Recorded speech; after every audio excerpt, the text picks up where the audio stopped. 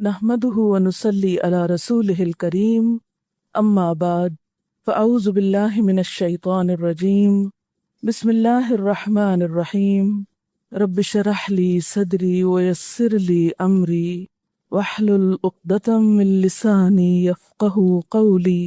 قرآن پاک کی یہ آیات ہماری ذاتی زندگی کی اصلاح، ہمارے خاندانی زندگی کی اصلاح اور پھر اس کے بعد معاشرے کی اصلاح میں بے حد اہم کردار ادا کرتی ہے۔ قرآن پاک میں یہ پہلا موقع ہے جہاں ایمان والوں کو براہ راست آگ سے بچنے کے لیے کہا جا رہا ہے۔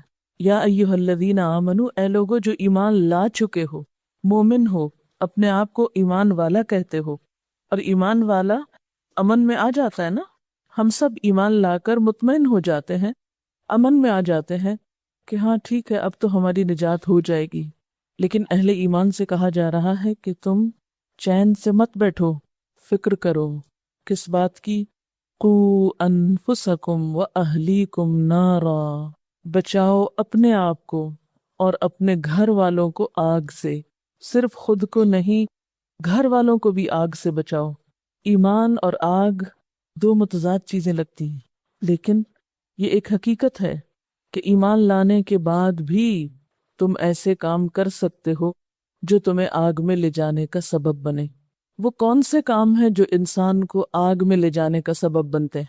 یعنی ایک شخص خواہ لا الہ الا اللہ پڑھ لے، پھر بھی اگر وہ کچھ خاص کام ایسے کرے جن کو نہیں کرنا چاہیے تو وہ آگ میں جا سکتا ہے، اور آگ میں جانے کے بعد اس گناہ کی سزا بھگتنے کے بعد پھر وہ وہاں سے نکالا جائے گا، کیونکہ کلمہ پڑھنے والوں کے لیے خلود فی النار نہیں۔ خلود فی النار کا مطلب کیا ہے؟ ہمیشہ کی آگ، وہ کافروں کے لیے ہے۔ لیکن جیسے حدیث میں آتا ہے نا، جس نے لا الہ الا اللہ کہا وہ جنت میں داخل ہوگا۔ ہم اس کا مطلب کیا سمجھتے ہیں کہ بس ادھر لا الہ الا اللہ کہا اور پھر اس کے بعد جو مرضی کام کیے وہ سیدھا جنت میں پہنچ جائے گا۔ یہ نہیں اس کا مطلب۔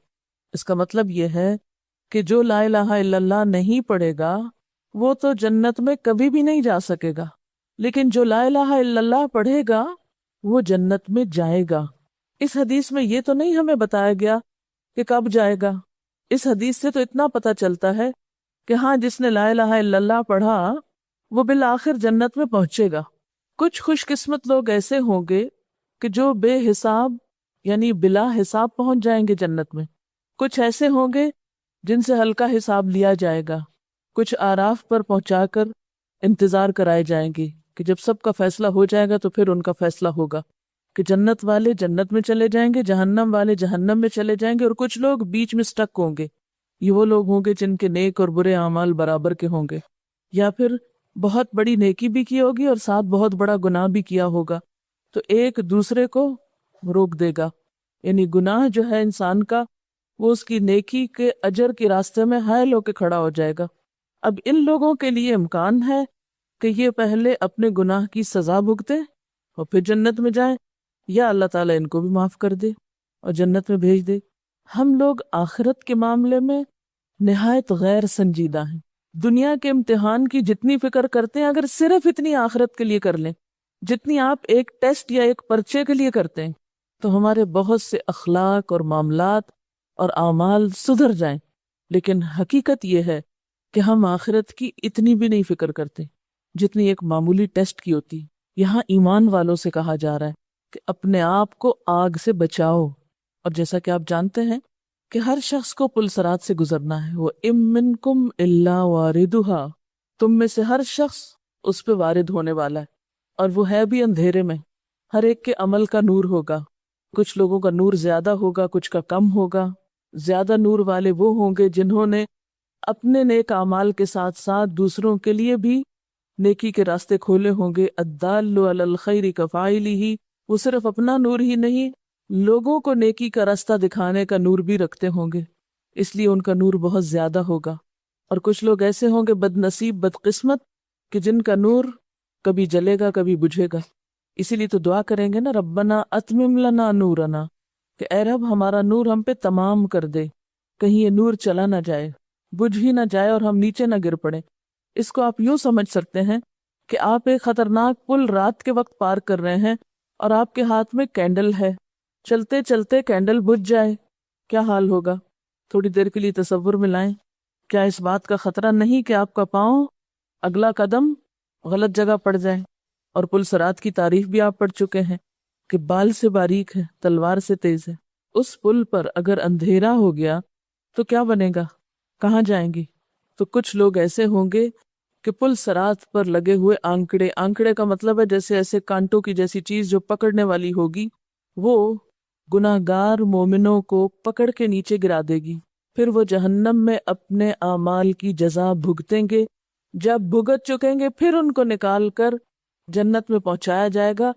جنت میں بھیجنے سے پہلے وہ جنت سے باہر ایک نہر ہے، نہر الحیات جس کا نام ہے، اس میں ڈالے جائیں گے۔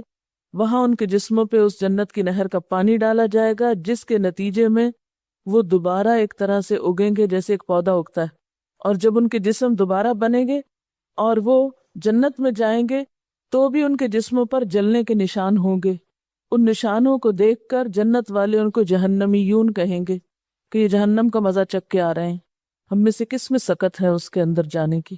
تھوڑی دیر کے لیے بجلی چلی جائے تو ہمارا سانس رکنے لگتا ہے، دھوپ میں ہم کھڑے نہیں ہو سکتے، کبھی گرم توا چھو جائے ہاتھ کو یا گرم استری لگ جائے بازو کو تو گھنٹوں ہم سسکتے رہتے ہیں، جلتے رہتے ہیں۔ وہ آگ جو دنیا کی آگ کے مقابلے میں 70 گنا زیادہ ہے، کس میں سکت ہے اس میں جانے کی؟ ہم سمجھتے ہیں کہ یہ آگ ہمارے لیے نہیں ہے۔ اور یہ حدیث جو اس وقت میں نے آپ کو بتائی ہے جہنم میں جانے والے اہل ایمان کی، یہ بخاری کی حدیث ہے جس کا خلاصہ میں نے پیش کیا آپ کو۔ صحیح حدیث سے یہ بات ثابت ہے۔ ہم سمجھتے ہیں ہم بڑے بڑے بلنڈر کرتے رہے اور ہمیں کوئی دیکھنے والا نہیں، کوئی پوچھنے والا نہیں، اور ہم ایسے ہی چھوڑ دیے جائیں گے، برائی کا بدلہ برا نہیں ہوگا، اچھا ہوگا۔ یہ محض خوش فہمی ہے۔ ہم اللہ کے وعدوں کو دوسروں کے لیے سمجھتے ہیں، اپنے لیے سچا نہیں سمجھتے کہ یہ سب کچھ ہمارے ساتھ بھی ہو سکتا ہے۔ اپنے آپ کو وہاں کھڑا کر کے نہیں دیکھتے، اسی لیے تو ایسی آیتیں سمجھ نہیں آتی۔ قو انفسکم، سب سے پہلے اپنے نفسوں کو، اپنے آپ کو بچاؤ، اور پھر اس کے بعد وَأَهْلِيكُمْ، اپنے گھر والوں کو بچاؤ، کیونکہ سب سے پہلے تم سے تمہارے گھر والوں کے بارے میں پوچھا جائے گا۔ ہم میں سے بہت سے لوگ خود دین کی طرف پھر بھی آ جاتے ہیں، لیکن اپنی اولاد، اپنے شوہر، اپنے بہن بھائیوں، اپنے رشتہ داروں، اپنے خاندان والوں سے غافل ہوتے ہیں۔ وہ اس طرف آئیں یا نہ آئیں، ہمیں کیا؟ ہم نے تو اپنا رستہ بنا لیا ہے جنت کی طرف۔ تو ہم میں سے کس کس کے پاس کیا پروگرام ہے گھر والوں کو آگ سے بچانے کا؟ ویسے بھی اس مشینی دور میں گھر والوں کی محبتیں مشینوں نے چھین لیں، گھر میں بیٹھ کے بھی مشینوں کے آگے بیٹھے رہتے ہیں۔ اس لیے وہ آپس کا پیار اور محبت، ایک دوسرے کی ہمدردی، ایک دوسرے کا ساتھ دینا، ایک دوسرے کے لیے تڑپنا، ایک دوسرے کی تکلیف کو محسوس کرنا، وہ تو ویسے ہی کم ہو گیا ہے۔ دنیا میں ایک دوسرے کو نہیں پوچھتے، آخرت کی فکر کس کو ہوگی آج کے دور میں؟ دنیا میں اگر ہمارے سامنے ہمارا کوئی پیارا آگ میں گر پڑے تو شاید ہمارا احساس جاگ اٹھے، لیکن ہم تصور میں اپنے عزیزوں کو آگ میں جاتے ہوئے نہیں دیکھتے، آگ کے شعلے ان کے ارد گرد نہیں نظر آتے ہمیں، اسی لیے ہمارے دل کے اندر کوئی درد نہیں، نہ سوچ اٹھتی ہے، نہ پھر ہم کچھ سوچتے ہیں کہ ہم ان کے لیے کچھ کریں۔ اور آپ کو معلوم ہے اچھی طرح جہنم میں لے جانے والے کام کون سے ہیں؟ سب سے پہلے تو فرائض میں غفلت، نماز، روزہ، حج، زکوٰۃ، ان سب کا ترک کرنا دوزخ میں لے جانے کا سبب ہے۔ نماز کے بارے میں واضح طور پر قرآن پاک میں آتا ہے، فی جنات یتساءلون عن المجرمین ما سلککم فی سقر قالوا لم نک من المصلین۔ جنت میں جانے والے دوزخ والوں سے پوچھیں گے تمہیں کیا چیز دوزخ میں لے گئی؟ قالوا، وہ کہیں گے لم نک من المصلین، ہم نماز پڑھنے والوں میں سے نہیں تھے، ہم نماز نہیں پڑھتے تھے۔ کیا قرآن کی یہ آیت ایسے ہی لکھ دی گئی ہے قرآن پاک میں؟ اس کا کوئی مطلب نہیں ہے؟ یہ کس کے لیے لکھی ہے؟ لیکن ہم نے کتنا سوچا، پیار، محبت، خیر خواہی، خدمت، دوسرے کی مدد، اور اس کو پہلے اپنے خلوص کا یقین دلاتے ہوئے اس کو دین کی طرف بلائیں۔ ہم گھر والوں کو اگر دین کی طرف بلاتے بھی ہیں تو ڈانٹ ڈپٹ کے، لیکچر سنا کے، جبکہ گھر کے اندر لیکچر سنا کے تبلیغ نہیں ہوا کرتی، تقریروں سے تبلیغ نہیں ہوتی گھر کے اندر۔ اسی لیے اکثر لوگوں کو یہ مشکل پیش آتی ہے، گھر والے نہیں بات سنتے، گھر والوں کو بتانا بڑا مشکل ہے، اس لیے کہ ہمارے اپنے کچے چٹھے اور ہمارے اپنے کردار اور اپنے قصور سامنے نا ان کے، ہماری حقیقت بھی تو گھروں میں کھلتی ہے کہ ہم اصل کون ہے، ہماری حقیقت کیا ہے۔ باہر تو لبادے اوڑے ہوئے ہیں ہم نے، لیکن گھر والوں کے سامنے تو کوئی لبادہ نہیں اوڑھ سکتا۔ وہاں تو جب تک ہمارا اپنا عمل درست نہیں ہوگا، ہماری اپنی مثال سامنے نہیں ہوگی، ایک لفظ کی تبلیغ اثر نہیں کرے گی۔ جب تک ہمارے قول اور فعل کا تضاد نہیں ختم ہوگا، ایک جملہ نہیں کسی کے دل پہ لگے گا۔ اسی لیے اللہ تعالیٰ نے یہ ذمہ داری ہمیں پہ ڈالی۔ نبی صلی اللہ علیہ وسلم کو جب تبلیغ کا حکم ہوا تو کیا فرمایا تھا؟ وَأَنذِرْ عَشِيرَتَكَ الْأَقْرَبِينَ۔ ابتدائی دور میں آپ صلی اللہ علیہ وسلم کو جب دین کا پیغام پہنچانے کے لیے حکم ہوا تو سب سے پہلے خاندان والوں کے لیے ہوا۔ وَأَنذِرْ عَشِيرَتَكَ الْأَقْرَبِينَ، اپنے قریب ترین خاندان والوں کو خبردار کرو۔ اور اسی موقع پر آپ نے سارے خاندان والوں کو دعوت پر بلایا اور ان سب کے سامنے حق کا پیغام رکھا، ایک ایک کا نام لیا، اپنی بیٹی کا نام لیا، اپنی پھپھی کا نام لیا، یعنی مراد یہ ہے کہ مردوں کے علاوہ عورتوں کا نام لے کر بھی ان کو بھی تبلیغ کی کہ اے محمد کی بیٹی فاطمہ اور اے پھپھی صفیہ، تم اپنے لیے خود کچھ کر لو، میرا نبی ہونا تمہارے کام نہ آئے گا۔ تو جب تک ہم اپنے گھر والوں کے لیے خیر خواہ نہیں بنتے، جب تک گھر والوں کی اصلاح نہیں کرتے، جب تک گھر والوں کے لیے ہم کامیاب نہیں، ہم باہر بھی ناکام ہیں۔ اور گھر میں اخلاق کا، اعلیٰ کردار کا، صبر کا، قربانی کا ثبوت دینا ہوگا جب تبلیغ ہوگی، اور یہاں پھر ہماری اصلاح ہوگی سب سے پہلے۔ یہ تو نہیں ہو سکتا نا کہ ہم خود نمازوں میں سستی کریں اور گھر والوں کو کہا کریں آپ وقت پہ نماز پڑھا کرو، وہ کیسے سنیں گے؟ تو گھر والوں کے لیے جو تبلیغ کی ذمہ داری عائد کی گئی ہے وہ دراصل ہمارے اپنے نفس کی اصلاح کا مؤثر ترین ذریعہ ہے۔ ہماری اصلاح اس وقت ہوگی جب ہم گھر والوں کی اصلاح کرنے لگیں گے، کیونکہ وہ قریب ترین ہو کر ہمیں ہماری ظاہری نہیں اندر تک کی غلطیاں بتائیں گے۔ اور جب ہم گھروں کو چھوڑ کے نکل جاتے ہیں اور گھر والوں سے بے نیاز ہو جاتے ہیں اور باہر بڑے ظاہری طور پہ اچھے بنے پھرتے ہیں تو پھر ہمیں تبلیغ آسان لگتی۔ ٹھیک ہے، کسی کو کیا خبر ہم کیا کرتے ہیں، کون سے فرائض ادا کرتے ہیں اور کون سے نہیں، سچ بولتے ہیں یا جھوٹ بولتے ہیں، جو اخلاق کے درس باہر دیتے ہیں وہ گھر میں بھی عمل کرتے ہیں یا نہیں۔ تو جب ہم گھر والوں میں تبلیغ کرنے میں کامیاب ہوں گے، جس کے لیے بڑی قربانی چاہیے، اپنے نفس کی قربانی چاہیے، تو باہر بھی کرنا آسان ہو جائے گا۔ قُوا أَنفُسَكُمْ وَأَهْلِيكُمْ نَارًا۔ تو سب سے پہلے فرائض میں غفلت، نماز، روزہ، حج، زکوٰۃ جو فرض کا درجہ رکھتا ہے، اس میں اگر گھر والے کوتاہی کر رہے ہیں یا ہم خود کر رہے ہیں تو باقی سب چیزیں سیکنڈری ہو جاتی ہیں، ثانوی ہیں۔ اس کے بعد آگ میں لے جانے والے کام کون سے ہیں؟ حرام چیزوں کا ارتکاب، ان گناہوں کا ارتکاب جن پہ حد لگتی۔ کن گناہوں پہ حد لگتی؟ قتل، چوری، زنا، شراب نوشی، دوسروں پر الزام تراشی۔ آپ صلی اللہ علیہ وسلم نے خواتین سے جو بیعت لی تھی اس میں یہ سب چیزیں شامل تھیں۔ وَلَا يَسْرِقْنَ وَلَا يَزْنِينَ وَلَا يَقْتُلْنَ۔ آپ نے اپنی بیعت میں یہ سارے الفاظ کیوں دہرائے تھے؟ اللہ تعالیٰ نے سکھائے، قرآن میں نازل فرمائے۔ ایک عورت خواہ نماز پڑھتی ہو، روزہ رکھتی ہو، سب کچھ کرتی ہو، لیکن اگر اپنے ہی بچوں کو پریگننسی میں قتل کرا دیتی ہے، جو کہ ایک عام سا کھیل ہے، یہ کاڑھا پی لو، وہ دوا کھا لو، وہ فلاں طریقہ کر لو، وہ فلاں کر لو، گھروں میں ہی دیسی علاجوں سے اکثریت کو میں نے دیکھا ہے حمل ضائع کراتے ہوئے، اور احساس بھی نہیں غلط کر رہے ہیں۔ پھر اس کے بعد چوری۔ آپ کا کیا خیال ہے کہ چور کی چوری قیامت کے دن اس کے سر پہ نہیں بلبلائے گی؟ خواہ وہ اپنے ہی شوہر کی ہو یا باپ کی ہو یا اپنے ہی ساتھ والوں کی ہو، اللہ سے کیا کچھ بھی چھپا رہ جائے گا؟ مثقال ذرۃ جیسی چیز سامنے نہیں آئے گی؟ آپ کو بخاری اور مسلم کی وہ حدیث بھول گئی ہے کہ جس نے بھی جو کچھ چرایا ہوگا قیامت کے دن وہ اس کے سر پہ ہوگا۔ اگر کوئی بکری چرائی تو وہ ممیا رہی ہوگی، کوئی کپڑا ہوگا تو وہ پھڑپھڑا رہا ہوگا، کوئی بھی چیز کسی بھی قسم کی وہ بول بول کے چور کو خود پورے حشر کے میدان میں بدنام کر رہی ہوگی۔ پہلے یہ ہوتا تھا کہ گھر محفوظ ہوتے تھے، اب تو ایسے واقعات سننے میں آتے ہیں کہ گھر میں لوگ مہمان آتے ہیں اور مہمان بن کے چور بن جاتے ہیں، اور یہ مسلمان گھرانوں میں ہو رہا ہے۔ اور شوہروں کے مال کی چوری تو کوئی بات ہی نہیں، ان کی مرضی کے بغیر خرچ کرنا تو کوئی برائی نہیں سمجھی جاتی۔ اسی طرح باقی کبائر کا ارتکاب، پھر کیا جھوٹ اور غیبت اور چغلی، الزام تراشی، یہ سب کبیرہ گناہوں میں نہیں؟ کیا ان پہ کوئی پوچھ نہیں، کوئی پکڑ نہیں؟ آپ صلی اللہ علیہ وسلم ایک قبر کے پاس سے گزر رہے تھے تو آپ نے فرمایا اس قبر والے کو عذاب ہو رہا ہے، اور کوئی بڑی بات پہ نہیں ہو رہا۔ یہ چغل خور شخص تھا، غیبت کیا کرتا تھا۔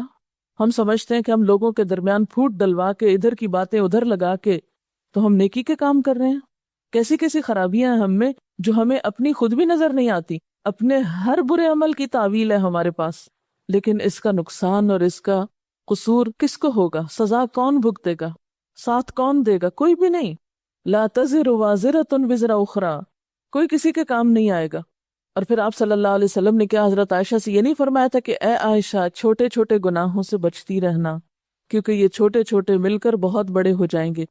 اور آپ نے ایک اور جگہ پر وہ مثال دی کہ جیسے کسی جنگل میں کوئی جماعت اترے اور پھر سب لوگ جا کر کوئی لکڑی کانٹا اٹھا لیں اور ایک جگہ رکھ کر اس کو جلائیں تو وہ کھانا تک تیار کر دے. یعنی ایک ایک بندے کی چنی ہوئی ایک لکڑی جو ہے وہ مل کر ڈھیر بن جاتی ہے، اور وہ آگ کا ڈھیر جو ہے وہ سب کچھ جلا کے رکھ دیتا ہے. آپ نے اپنی اہلیہ سے کہا کہ چھوٹے چھوٹے گناہوں سے بچتی رہنا. یعنی کبائر تو ہیں جہنم میں لے جانے کا سبب، لیکن آپ نے چھوٹے گناہوں سے بھی بچنے کے لیے کہا. قو انفسکم واہلیکم نارا. اپنے ہی بچوں کا مذاق اڑا رہے ہوتے ہیں، اپنے ہی بچوں کا منہ چڑھا رہے ہوتے ہیں، اپنے ہی بہن بھائیوں کے ساتھ برا کر رہے ہوتے ہیں، اور ہم اس کو کبھی برا ہی نہیں سمجھتے. ہم کہتے ہیں یہ تو ہمارا حق ہے، کیا ہوا، یہ تو اپنے ہیں. بہت دفعہ ایسا ہوتا ہے، اپنوں کے ساتھ غلط کام کر کے، مس بہیو کر کے، زیادتی کر کے، پھر کیا سمجھتے ہیں کیا ہوا، اپنا ہی تو ہے. کہیں بھی حق نہیں دیا گیا کہ کوئی اپنا ہو، خواہ اولاد ہی کیوں نہ ہو، تو اس میں ناروا ظلم کرنے کے لیے کوئی پوچھے گا نہیں، اس کا بھی محاسبہ ہوگا. قو انفسکم واہلیکم نارا. مطمئن ہو کے بیٹھنے کا کوئی موقع نہیں کہ ہم سمجھیں کہ ہاں ہم فارغ ہو گئے. حضرت عمر رضی اللہ تعالی عنہ جن کی نیکیاں آسمان کے ستاروں برابر تھی، وہ اپنے بارے میں کیا سوچتے ہیں کہ میرا ایک پاؤں اگر جنت کے اندر ہو اور ایک ابھی باہر ہو تو مجھے پھر بھی خوف رہے گا کہ کہیں میں باہر ہی نہ رہ جاؤں. یعنی میں اس وقت تک امن میں نہیں ہوں جب تک پورے کا پورا جنت کے اندر نہ چلا جاؤں. پھر وہ اپنے بارے میں کہا کرتے تھے اگر آسمان سے یہ ندا آئے کہ ایک شخص کے سوا سب بخش دیے گئے تو مجھے پھر بھی خوف رہے گا کہ وہ ایک شخص میں تو نہیں، کہیں وہ میں تو نہیں جو نہیں بخشا گیا. یہ ان لوگوں کا حال ہے جن کی ساری زندگی خوف خدا میں گزری، اور ہم کچھ نہ کر کے بھی بڑے مطمئن ہیں کہ جنت ہمارے لیے ہے. ہم نے اپنے نفسوں کو، اپنے گھر والوں کو ایسی ایسی ڈھیل دے رکھی ہے، ہر غلط کام کی ایسی ایسی تعویل کر رکھی ہے کہ رو کے کبھی استغفار کرنا بھی نصیب نہیں ہوتا. دنیا کی چھوٹی چھوٹی چیزوں کے جانے پہ آنسو آ جائیں گے، خود اپنی زندگی کے جانے پہ اور اپنے لیے آگے کی سزا کے لیے کبھی آنسو نہیں آئیں گے کہ جو اپنے ہی گناہوں سے بھڑکا رکھی ہے. کیا وجہ تھی کہ صحابہ کرام آخرت کے خوف سے اتنا روتے تھے کہ آنسوں کی کثرت سے ان کے چہروں پہ نشان پڑ گئے تھے. ہم میں سے کتنے لوگوں کے آنسو خدا کے خوف میں بہتے ہیں، اس لیے کہ ہمیں فکر ہی نہیں ہے. ہم سمجھے بیٹھے ہیں کہ ہم تو بالکل امن میں ہیں. جیسے لوگوں کو باتیں کر کے اور ظاہری چند حرکتوں سے مطمئن کرنے کی کوشش کرتے ہیں، ہم سمجھتے ہیں اللہ تعالیٰ کو بھی ایسے ہی باتوں میں لگا لیں گے. وہ تو ظاہر و باطن ہر چیز کو جانتا ہے، اس کو کوئی دھوکہ نہیں دے سکتا، اس کے سامنے کوئی پریٹینڈ نہیں کر سکتا. جو نہ کیا ہو وہ اس کو یہ کہہ کے نہیں بتا سکتے کہ یہ میں نے کیا ہے. جو کیا ہوگا وہی سامنے آئے گا، اس کے سوا کچھ اور نہیں. اور پھر آپ دیکھیے کہ آگ کی جو ڈسکرپشن دی گئی ہے، وقودها الناس والحجارہ، اس میں انسان اور پتھر جلیں گے. جلتے ہوئے پتھر کے پاس سے بھی انسان گزرے. کبھی آپ نے اگر سونا بات لیا ہو تو آپ کو معلوم ہوگا کہ اس میں جس وقت وہ پتھر جل رہے ہوتے ہیں یا پتھر سیکے جا رہے ہوتے ہیں اور اس میں آپ صرف پانی ڈالتے ہیں تو اتنی بھاپ اٹھتی کہ آپ کا پورا جسم پسینہ پسینہ ہو جاتا ہے. حالانکہ وہ اس میں آگ نہیں ہوتی، کچھ بھی نہیں، صرف گرم پتھر ہوتے ہیں، اور اس کے پانی کی بھاپ سے آپ پگھل جاتے ہیں. تو جہنم میں تو وہ پتھر انگارے بن جائیں گے اور دوسری طرف انسانوں کے جسموں سے شعلے نکلیں گے. کیا عالم ہوگا اس آگ کی اذیت کا، اس کی شدت کا.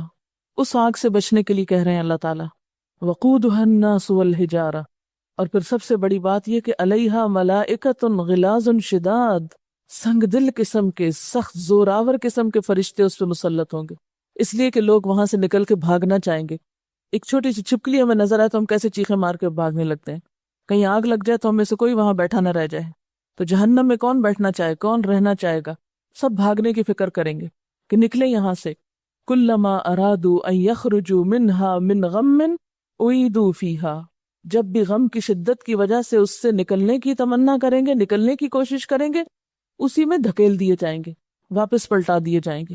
لا یعصون اللہ ما امرہم. انسانوں کے حرکتوں کے مقابلے میں فرشتوں کا عمل دکھایا گیا. وہ تو اللہ کی نافرمانی نہیں کرتے، جو بھی وہ ان کو حکم دیتا ہے.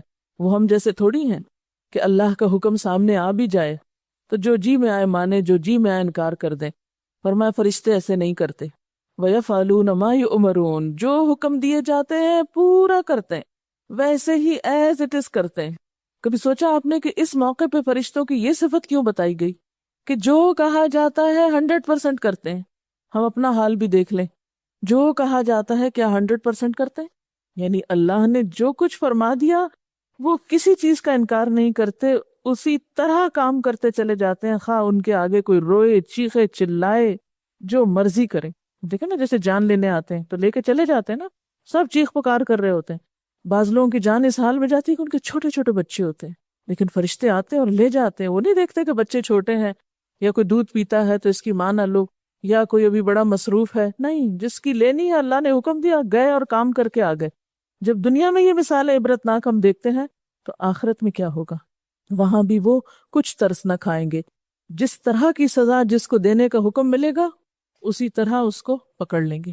پھر فرمایا یا ایھا الذین کفروا، اے لوگو جنہوں نے انکار کیا، یعنی یہ حکم نہیں مانتے ہو، دین کے معاملے میں اپنے گھر والوں سے بہت نرمی برتے ہو، تو یاد رکھو قیامت کے دن تمہارا کوئی عذر قابل قبول نہ ہوگا، کیونکہ جو انسان کام نہیں کرتا وہ ہمیشہ بہانے لاتا ہے نا، اور پھر انسان اپنی عادت سے مجبور وہاں جا کے بہانے بازی کرنے لگے گا۔ صاف کہہ دیا جائے گا لا تعتذروا اليوم، کوئی معذرتیں نہیں چاہیے، کوئی ایکسکیوزز نہیں چاہیے، کوئی بہانے نہیں چاہیے۔ آج ہم کسی بھی گناہ کے کرتے وقت سب سے پہلے کیا کرتے؟ بہانہ کرتے ہیں۔ یہ گناہ کر رہے ہیں، اپنے آپ کو مطمئن کرتے ہیں، اس لیے کر رہے ہیں کہ ہمارے ساتھ ایسا ہوا ہے۔ ہر غلط کام کے پیچھے ہم نے ایک عذر کیا ہوا ہے۔ کبھی سوچیں کہ یہ عذر اللہ کو مطمئن کر دیں گے؟ وہاں تو صاف کہہ دیا جائے گا، نہیں مانے تھے لا تعتذروا اليوم، آج بہانے مت کرو، عذر مت کرو، انما تجزون ما کنتم تعملون، تم کو تو وہی بدلہ دیا جا رہا ہے جو تم عمل کرتے رہے ہو، تمہیں وہی مل رہا ہے جو کر کے لائے ہو۔ کیا ہے ہمارے پاس؟ اچھا عمل ہے تو اچھا بدلہ، غلط کام کیے ہیں تو وہی غلط کام سامنے آئیں گے۔ جیسے ابھی میں نے بتایا کہ چور کی چوری اس کے سر پہ چڑھ کے بول رہی ہوگی، جو کیا ہوگا وہ رسوائی کا سبب بنے گا۔ جب تک کہ اس حرکت سے انسان توبہ نہ کر لے، ندامت نہ کرے، شرمندہ نہ ہو، اور پھر اپنے عمل کو بدل نہ لے، اور انسانوں کا حق مارا ہے تو جب تک انسان کا حق لوٹائے نہیں، قیامت کے دن اتنی ہی نیکیاں اپنے اعمال نامے کی دینی پڑیں گی، یعنی سزا الگ ملے گی اور نیکیاں الگ نکال دی جائیں گی، مائنس کر دیے جائیں گے پوائنٹس۔ انما تجزون ما کنتم تعملون، تمہارا یہ بدلہ، تمہاری یہ جزا وہی ہے جو تمہارے اعمال تھے، کچھ اور نہیں۔ نہ کسی اور کے عمل ہمارے کام آئیں گے، نہ ہماری نیکیاں کسی اور کو دی جائیں گی، اور نہ ہماری سزا کوئی اور بھگتے گا۔ جو کیا ہوگا وہی پاؤ گے، وہی سامنے آئے گا۔ اس کا حل اور علاج یہی ہے، یا ایھا الذین آمنوا توبوا الی اللہ، توبہ کر لو اللہ سے۔ اور توبہ بھی صرف جھوٹوں والی توبہ نہیں کہ زبان سے توبہ توبہ کرو اور عمل میں کوئی تبدیلی نہ آئے، نہیں، توبۃ نصوحا، خالص توبہ، سچی توبہ جس میں حقیقی طور پر عمل بدل آئے۔ نصوحا کا لفظ نصحن سے ہے، خالص، سچی، یعنی ایسی سچی توبہ جس کے بعد گناہ کا کوئی ارادہ نہ ہو، پکا وعدہ کر لے انسان میں آئندہ نہیں یہ کروں گا۔ ایسی توبہ کی کچھ شرائط: نمبر 1، جس گناہ سے توبہ کر رہا ہے اسے چھوڑ دے۔ نمبر 2، اس پر ندامت کا اظہار کرے، شرمندہ ہو۔ نمبر 3، آئندہ نہ کرنے کا وعدہ کرے۔ نمبر 4، اگر حقوق العباد میں حق تلفی کی ہے تو وہ حق لوٹائے، کسی کے ساتھ زیادتی کی ہے تو معافی مانگ لے۔ گویا محض زبان سے توبہ توبہ کہنا کوئی معنی نہیں رکھتا جب تک انسان توبہ کی شرائط پوری نہ کرے۔ اور فورموسٹ چیز کیا ہے؟ شرمندگی، ندامت۔ آپ صلی اللہ علیہ وسلم نے فرمایا الندم توبہ، شرمندگی ہی توبہ ہے، یعنی جو شرمندہ ہو جائے اپنے ماضی کے کسی فعل پر، گویا اس نے توبہ کر لی۔ ایک اور جگہ پر آتا ہے کہ ایک صحابی نے کہا کہ سچی توبہ یہ ہے کہ آدمی رجوع کرے اور پھر اس فعل کو نہ دہرائے، تو نتیجہ کیا ہوگا؟ عسیٰ ربکم ان یکفر عنکم سیئاتکم، بعید نہیں، امید ہے کہ اللہ تمہاری برائیاں تم سے دور کر دے گا۔ عسیٰ یعنی جب تم توبہ کرو گے تو پھر تمہیں امید دلائی جاتی ہے کہ وہ توبہ قبول کر لے گا۔ اچھا، یہ عسیٰ کا لفظ کیوں ہے؟ یقینی بات کیوں نہیں؟ اس لیے کہ جنت کی گارنٹی تو کسی کے پاس بھی نہیں، کیونکہ اس آیت میں صرف یہ نہیں کہا نا کہ تمہاری خطائیں تم سے دور کر دے گا، بلکہ ساتھ ہی یہ وعدہ بھی ہے وَيُدْخِلَكُمْ، گناہوں کے باوجود جب معافی ہو گئی تو داخل کر دے گا تم کو جنات، ان باغوں میں، تجری من تحتها الانہار، جن کے نیچے نہریں بہ رہی ہوں گی۔ تو جنت میں داخلہ، تو آپ صلی اللہ علیہ وسلم نے اس کے بارے میں کیا فرمایا تھا کہ کسی کا عمل اس کو جنت میں نہیں پہنچا سکتا۔ صحابہ نے عرض کیا کیا آپ کا عمل بھی؟ آپ نے فرمایا ہاں، مجھے بھی جب تک اللہ تعالیٰ اپنے فضل و رحمت سے ڈھانپ نہ لے اس وقت تک میں بھی جنت میں نہیں جا سکتا۔ تو اس لیے یہاں پر عسیٰ کا لفظ آیا، امید ہے کہ توبہ کرو، پھر امید ہے کہ اللہ تمہارے گناہ معاف کر دے گا اور تمہیں جنت کے باغوں میں داخل کر دے گا، تجری من تحتها الانہار، جن کے نیچے نہریں بہتی ہیں۔ واپس آ جاؤ اپنے غلط کاموں اور غلط ڈگر اور غلط طرز زندگی سے، نیا طرز زندگی اختیار کرو جو اللہ والوں کا ہے، نیا لائف سٹائل اپناؤ، پلٹ آؤ، واپس آ جاؤ۔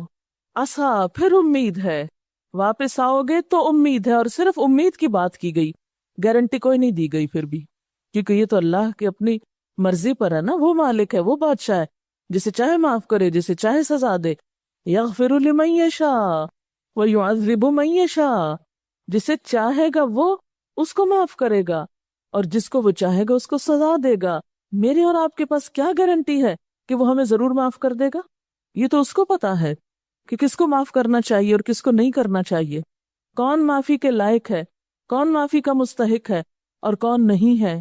اگر اللہ کے رسول صلی اللہ علیہ وسلم یہ کہہ سکتے ہیں کہ الا ان یتغمدنی اللہ برحمہ، کہ ہاں میں بھی جنت میں اس وقت جاؤں گا جب اللہ مجھے اپنی رحمت سے ڈھانپ لے، پلٹ آنے پر بھی اس نے امید ہے کی بات کی ہے۔ اور ایمان ہے یہ امید اور خوف کے درمیان، خالی امید پر تو ایمان نہیں ہوتا، اور صرف خوف پر بھی نہیں ہوتا، دونوں کے بیچ میں ہوتا ہے، تبھی انسان سیدھا رہتا ہے۔ ہم اپنے ایمان کا جائزہ لے کر دیکھیں، کیا واقعی ہمارا ایمان خوف اور امید کے درمیان ہے؟ کیا صرف امید تو نہیں رکھی ہوئی، یا کہیں صرف خوف کا شکار ہو کر مایوس تو نہیں ہے؟ کیونکہ جب تک معتدل رویہ اختیار نہیں کریں گے اس وقت تک ایمان مکمل نہیں ہوگا۔ عسیٰ ربکم، یعنی ہم کتنے ٹھنڈے دل سے، کتنے آرام سے غلط کام کر لیتے ہیں، یہ سوچ کے اچھا بعد میں معافی مانگ لیں گے، ابھی تو غلط کریں پھر معافی مانگ لیں گے، یا توبہ کر لیں گے، پھر حج کر لیں گے، عمرہ کر لیں گے، روزے رکھ لیں گے، پھر ہو جائے گا معاف۔ کس کو پتا، کون جانتا ہے کہ گھر سے نکلو اور واپس نہ پلٹو؟ کل کس نے دیکھا ہے؟ کس کے پاس گارنٹی ہے؟ کوئی ایک کہے کہ ہاں مجھے یقین ہے میں زندہ رہوں گا اور میں ساری معافی مانگ لوں گا آج کے غلط کاموں کی، آج تو غلط کام کرنا میری مجبوری ہے؟ کوئی مجبوری نہیں ہے، ہر ایک کا امتحان ہے۔ یوم لا یخزی اللہ النبی والذین آمنوا معہ، اس دن اللہ نبی صلی اللہ علیہ وسلم کو اور آپ کے ساتھ ایمان لانے والوں کو، آپ کے ساتھ کا مطلب کیا ہے کہ جنہوں نے آپ کی پیروی کی، جو آپ کے نقش قدم پر چلے، ان کو رسوائی سے بچائے گا۔ لیکن جنہوں نے دعویٰ تو آپ کی امت میں سے ہونے کا کیا لیکن کام وہ نہ کیے جو آپ نے بتائے ہیں، تو ان کا کیا حال ہوگا؟ اور ان کا بھی حال آپ دیکھیے کہ جو آپ کے ساتھ ہوں گے اہل ایمان، نورہم یسعی بین ایدیہم و بایمانہم، ان کا نور ان کے آگے آگے اور ان کی دائیں جانب دوڑ رہا ہوگا۔ آپ کو معلوم ہے کہ محشر کا میدان، یعنی میدان محشر سے جنت کا راستہ بہت اندھیرا ہے، اسی راستے میں پل صراط بھی آتا ہے۔ اہل ایمان اپنے اس نور کی وجہ سے پل پار کر رہے ہوں گے، منافق بھی ساتھ چل پڑیں گے، لیکن ان کا اپنا نور تو ہوگا نہیں، یا تھوڑا بہت ہوگا جو جلدی بجھ جائے گا۔ انہیں جب دیکھیں گے اہل ایمان تو پریشان ہوں گے کہ کہیں ہمارا نور بھی نہ چلا جائے۔ اس وقت پھر یہ دعا کریں گے، یقولون ربنا اتمم لنا نورنا، اے ہمارے رب ہمارا نور ہم پہ تمام کر دے، مکمل کر دے، واغفر لنا، اور ہم کو بخش دے، انک علی کل شیء قدیر، بے شک آپ ہر چیز پر قدرت رکھنے والے ہیں۔ اللہ قیامت کے دن کی رسوائی سے اہل ایمان کو بچا لے گا، ان کو ان کا نور دے دے گا۔ اچھا یہ لو جنت کا ٹکٹ اور یہ ہے تمہارا نور، اس نور کی روشنی میں سیدھے چلے جاؤ جنت کی طرف۔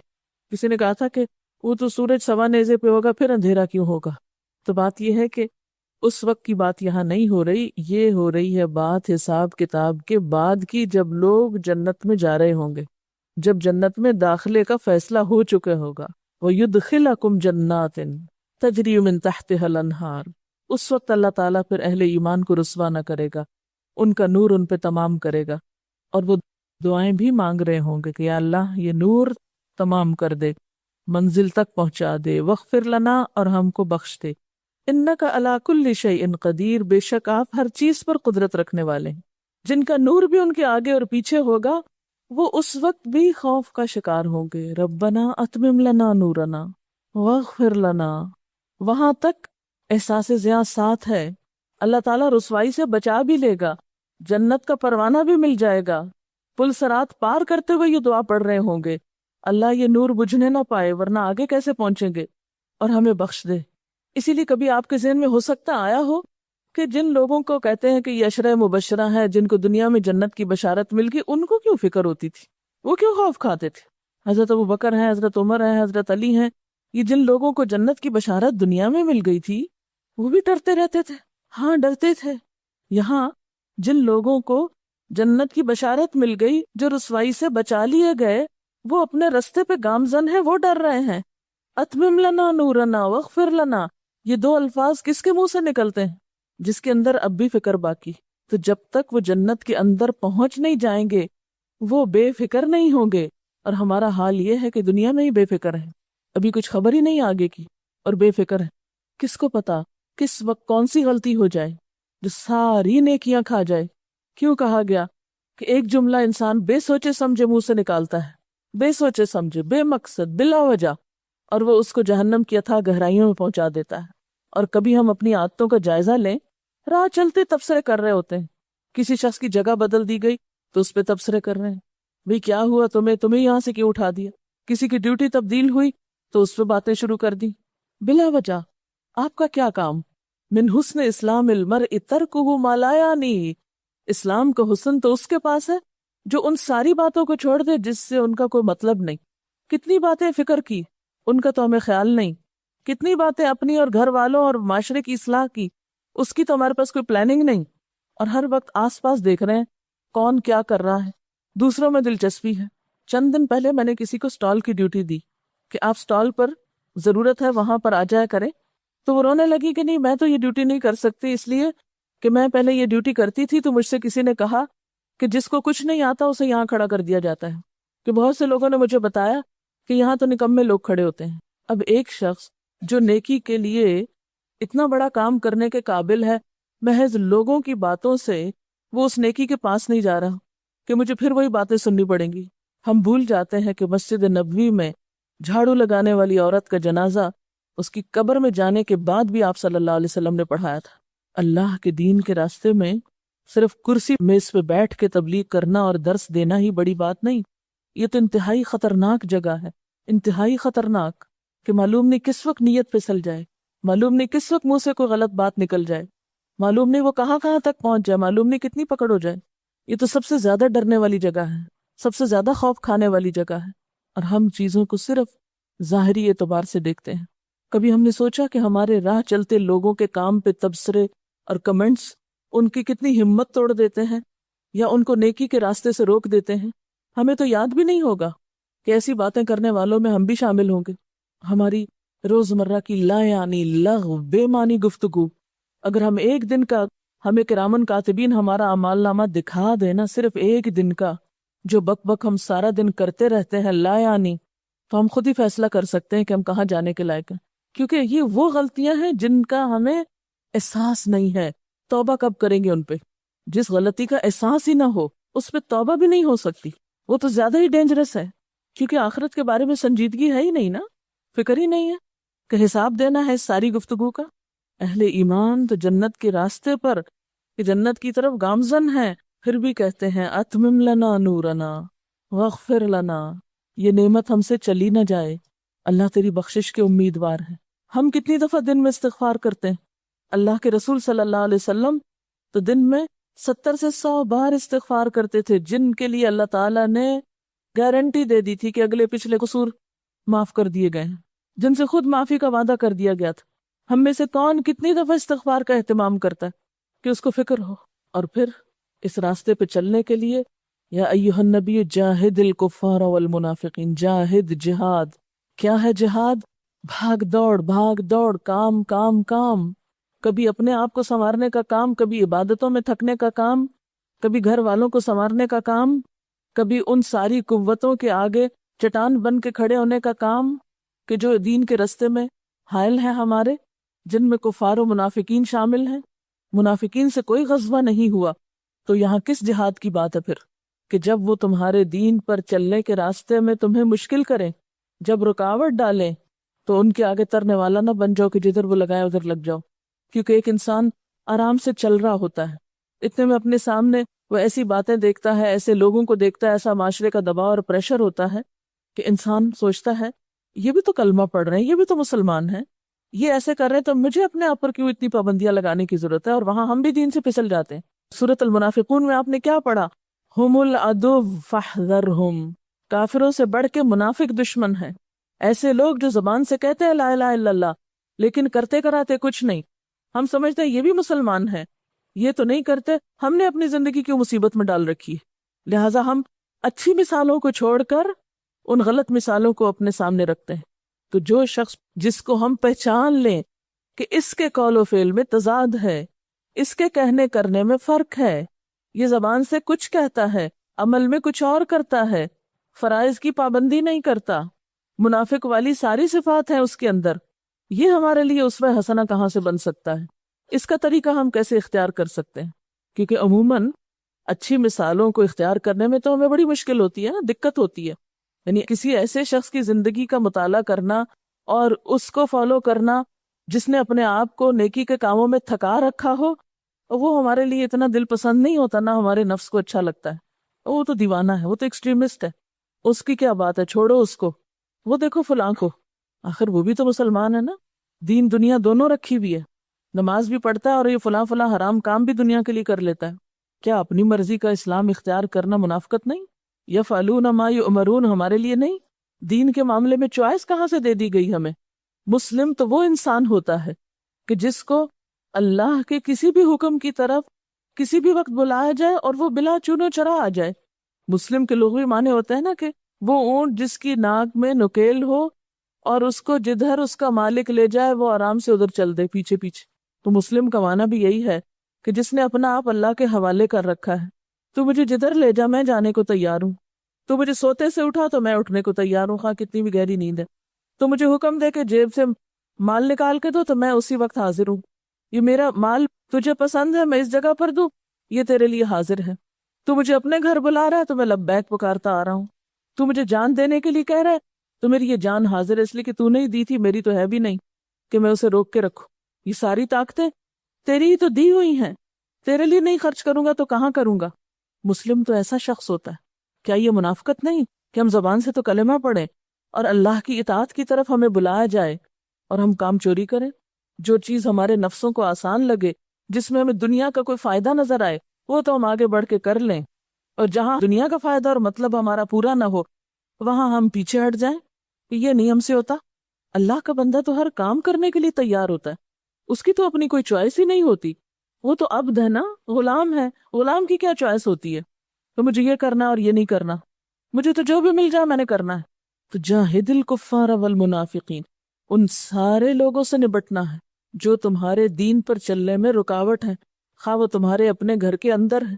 دین کے معاملے میں کوئی کمپرومائز نہیں، اس سینس میں کہ کوئی کہے نماز چھوڑ دو تو نماز چھوڑ کے بیٹھ جائیں، کوئی کہے حجاب اتار دو تو اتار کے بیٹھ جائیں، کوئی کہے جھوٹ بول لو آج میری خاطر تو جھوٹ بول لیں، کوئی ہمیں انوالو کر لے چغلی پر یا غیبت پر تو ہم اس کے ساتھ بیٹھ جائیں چغلیاں کرنے.